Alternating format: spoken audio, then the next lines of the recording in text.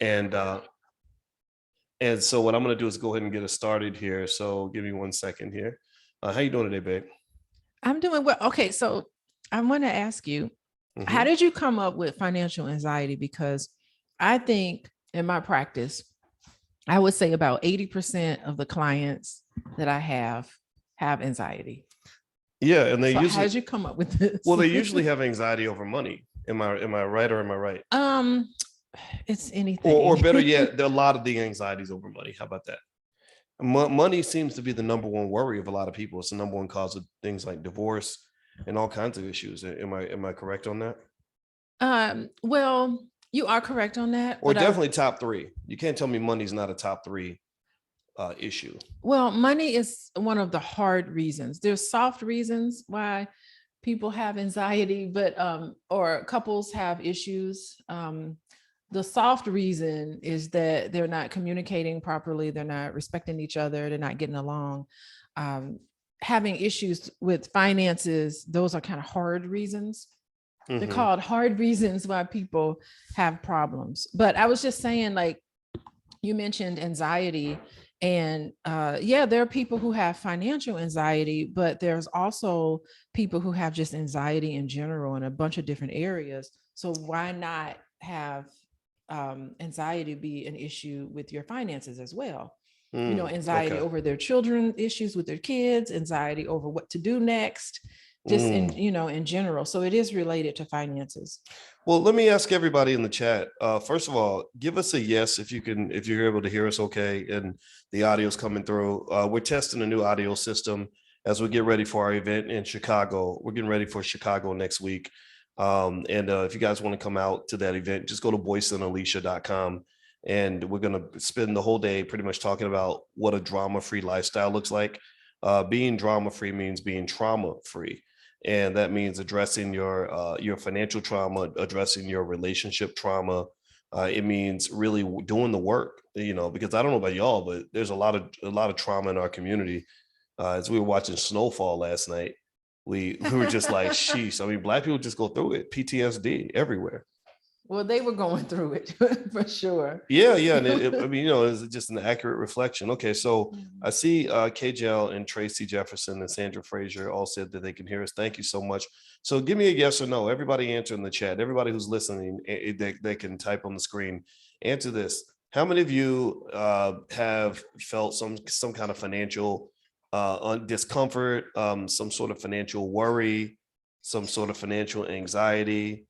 Or something where you feel a little bit nervous about finances, particularly what's going on with the stock market. Give me a yes or no in the chat if you felt some of this. It seems like that financial anxiety is pretty like common. What would you say? Yeah, well, the thing is that, well, when you say financial anxiety, that makes it more clinical, but really it's just worry. We're all kind of worried about our finances, particularly when we get our statements every month. And like I got my statement I read this month, and I had a decrease of 5% decrease this month from last month for my retirement. And you do get kind of worried, but I'm not so worried because I can say, okay, I'm buying now and I'm not retiring now. So it's part of the anxiety is what you tell yourself when you see something that's less than ideal. Do you tell yourself, oh my God, this is a catastrophe? Or do you tell yourself, okay, this is what happens. Things go up, things go down. I'll just wait this out and I'll have a plan in place. Diversification should get rid of your worry, right?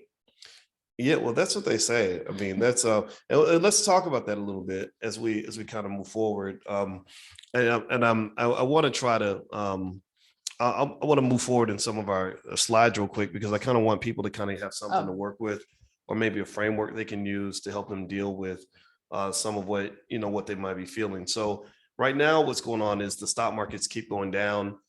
Financial anxiety is at an all-time high. I say this is a natural reaction to what's going on. I remember in graduate school, we used to spend a lot of time talking about financial psychology. That was actually an area that I specialized in.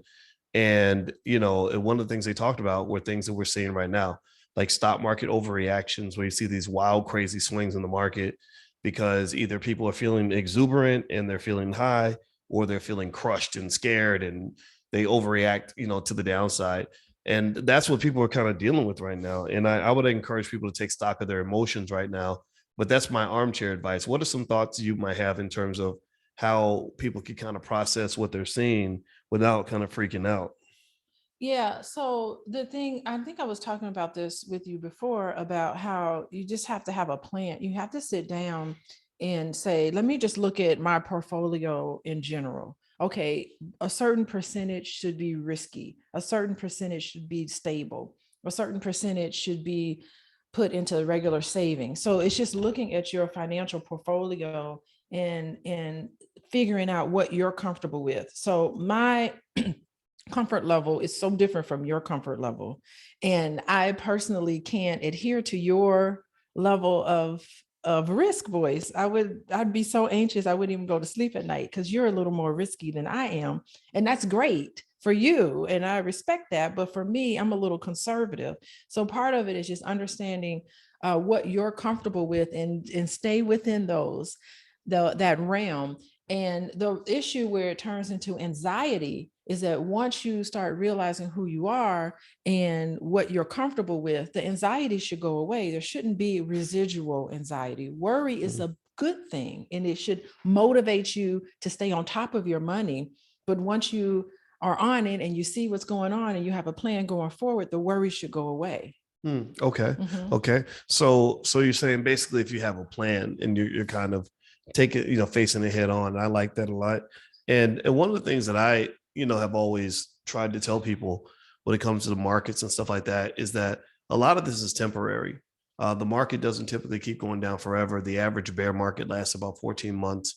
And so, I find that sometimes the best investors are the ones who are the least attentive when it comes to what's going on with their stocks. They're not sitting around freaking out over every little market move. They're not worried about what happened last week. They just check their portfolio once every 6 months, once every year. And sometimes ignorance can be bliss when it comes to investing. What would you say to some of what I just said? Yeah, that makes sense. And you really have to keep it into perspective because where you start getting into this little worry unraveling that can happen, where it can lead into full on anxiety, is that you keep thinking, what if this happens? What if that happens? Oh my goodness. What if we go to war with Russia? Then what is that going to mean for us? It's just all of these what ifs. All of these what ifs is going to happen. And usually it's the thinking process, it's the negative thinking where you attune yourself to all of the disaster. And that's why I tell a lot of people, turn the news off. Like, stop listening to CNN or MSNBC or even Fox News for that. Stop listening to that because first of all, there's nothing you can do about it. You can't control it. You can control how you react to it. Mhm. Well, I like that a lot. I like that approach. You can't control what happens to you, but you can control your reaction. And I also tell people that financial balance is really important. That you know, some investments might not be for you. A lot of times we get advice from our friends, and our friends will be like, "Oh, you got to buy this stock or put your money in crypto. If your money in crypto, you're stupid." And or you got to buy this raggedy coin that nobody's ever heard of, but I believe in it. And if it doesn't feel right, you shouldn't do it. And I compare it to like if your cousin comes up and says, "Hey man, I'm making a whole lot more money, than you are slinging cocaine." That doesn't mean you should go and become a dope dealer unless you're ready for that life, unless you understand what it means to be a dope dealer. So I would encourage people to just kind of pick investments that kind of fit their risk profile. Like you said, you're conservative. I Mhm. take risk. That means that the way I invest is going to be different from the way you invest. I think it also means we make a good team, Boyce. Yeah, we do. Because I mean, and at the end, if someone's more conservative and someone's more risky, I think that's the best combination. So we complement each other. I'm not going to look at you and say, be like me. I just respect how you are, Boyce. Because opposites attract.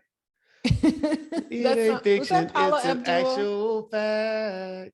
Two step forward and one I step take back. 2 steps forward, you take 2 steps back.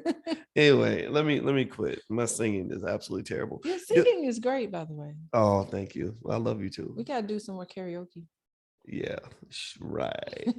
Hey guys, by the way, this is we're doing an audio test, but you could call this an episode of Pillow Talk with Dr. Boyce and Dr. Alicia. We're talking about financial anxiety, and I want to remind everybody that we actually have something that we put together called the Drama Free Lifestyle, which involves the ability to create in your life drama free finances and drama free relationships. But getting to be drama free means you have to be trauma free. That means you have to cleanse your system, your spiritual life, your psychological life from the trauma that you experienced as a child.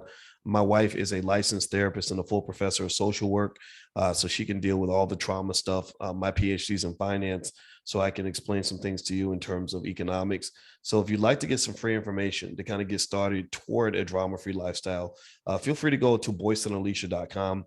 And also, if you want to come to our event in Chicago, it's adults only. It's going to be this Sunday. We're only going to do Chicago one time.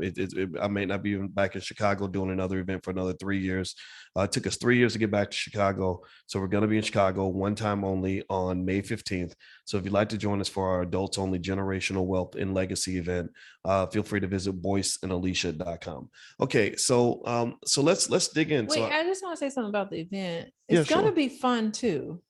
I Yes. mean, we're going to have serious conversations, but I think I think the Mhm. weather is going to be really great. I'm looking at the weather.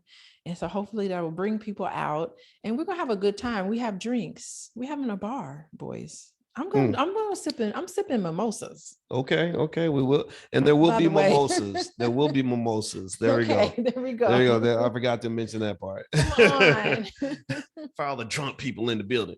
All right, so let's get going. All right, so financial balance is the key. I would say also cash is king. The way people are investing now. I'm going to talk about this in a little bit when I start my stock market class. Which, by the way, if you go to boycewatkins.com, you can do a free trial in the class if you want. But a lot of these companies, they have to have cash. Cash, it becomes king when there's a downturn. You see, here's the problem. A lot of people will tell you cash is trash and that you shouldn't sit on a lot of cash. But that's only under the assumption that the economy is doing well. When the economy is doing poorly, the people with the most cash are in a strongly advantageous position because they can buy assets cheap. Also, you may want to find methods to minimize your stress. Keep your stress from kind of going over the top so you don't freak out and lose it, even if it means looking away. And so, Alicia, I'm going to turn it to you. And as I mentioned, a couple of more financial thoughts and tips that people might want to consider. First thing is that consistency is also key. This is actually the best time ever to buy stock. A lot of stocks are very cheap right now.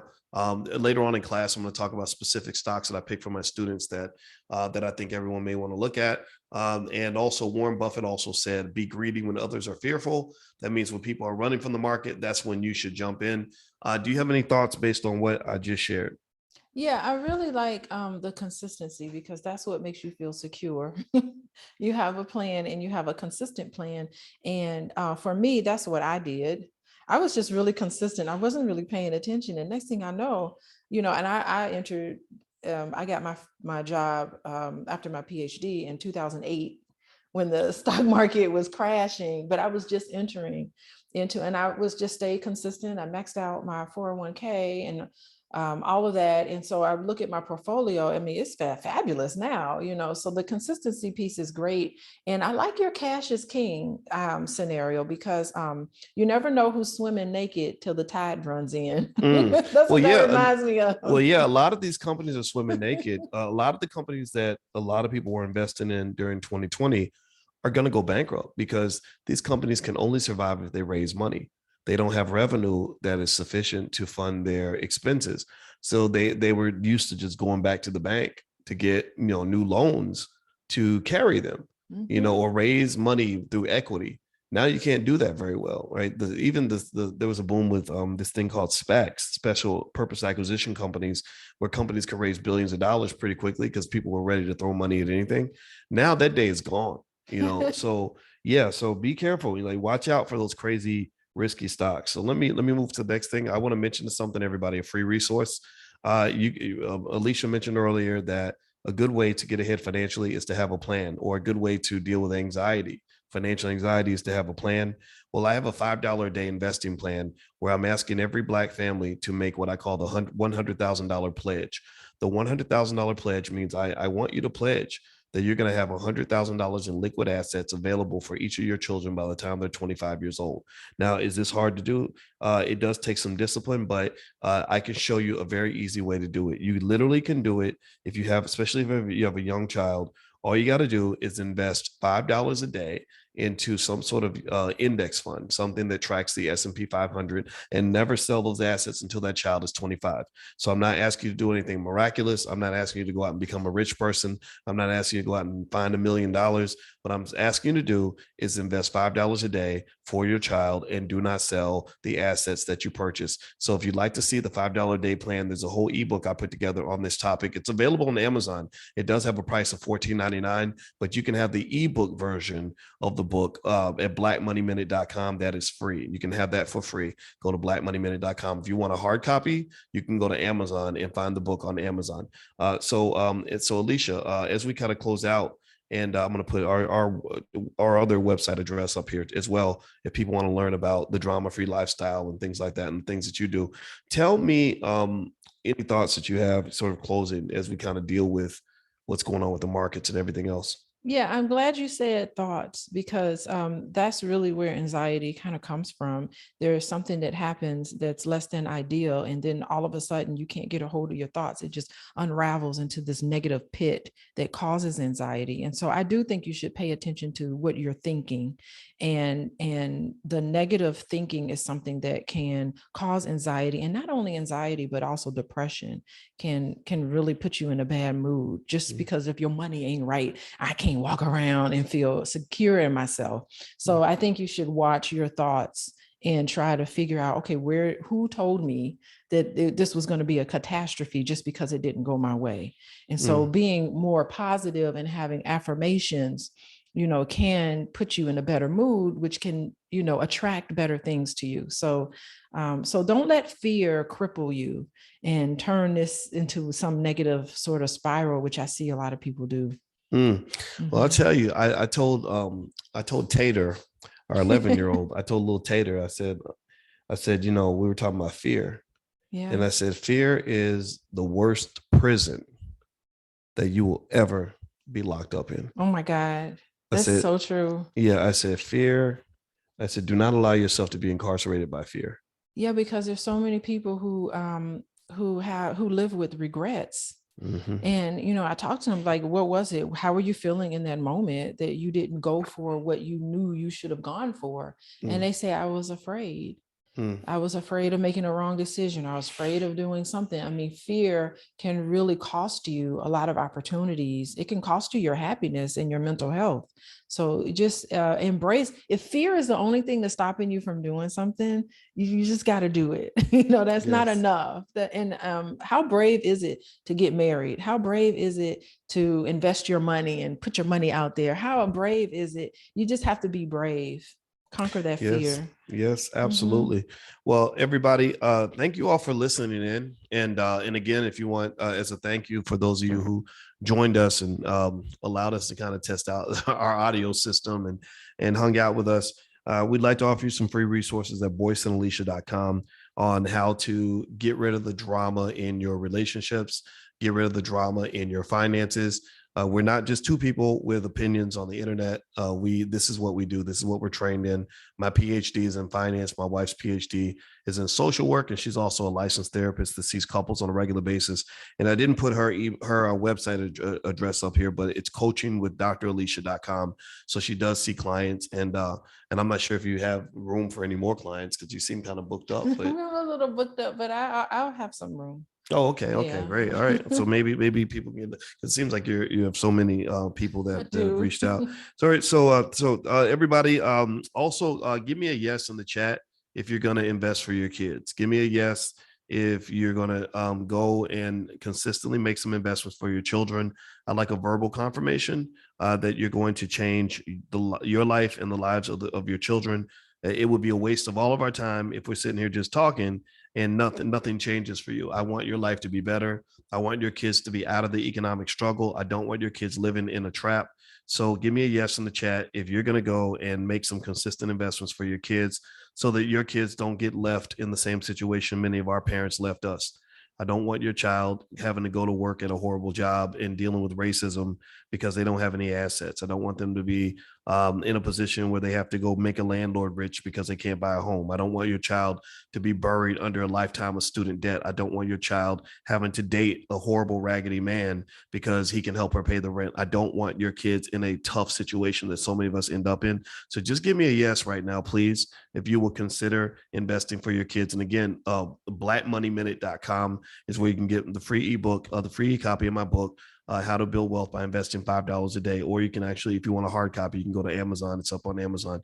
So have a good day, everybody. And we'll see you guys in Chicago if you guys want to come out. If you go to boyceandalicia.com, you can find the tickets there. So thank you all very much. Have a great day. Happy investing. Hit that thumbs up button, thumbs up on your way out. And we'll see you soon. Bye, everyone.